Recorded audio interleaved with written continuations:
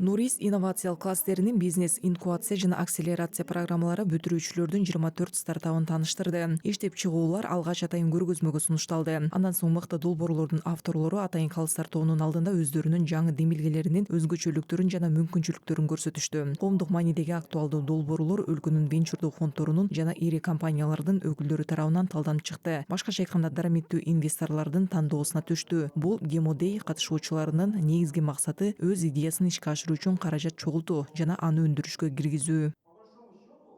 Все зависит.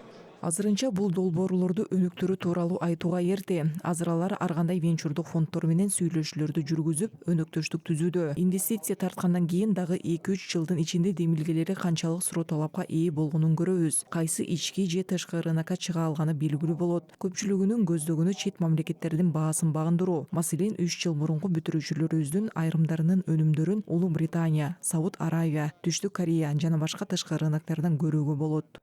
Бул программаны ийгиликтүү аяктагандардын бири Камила Кышкашбаева. Жаш ойлоп табуучу дыйкандардын баш оорусуна айланган талаадагы зыянкечтерден арылууга мүмкүндүк бере турган автономдуу робот долбоорун сунуштап жатат. Жасалма интеллектке негизделген уникалдуу инновациялык робот компьютердин көзү менен жабдылган. Анын мүмкүнчүлүктөрүн суроо талапка жараша дагы кеңейтүүгө болот.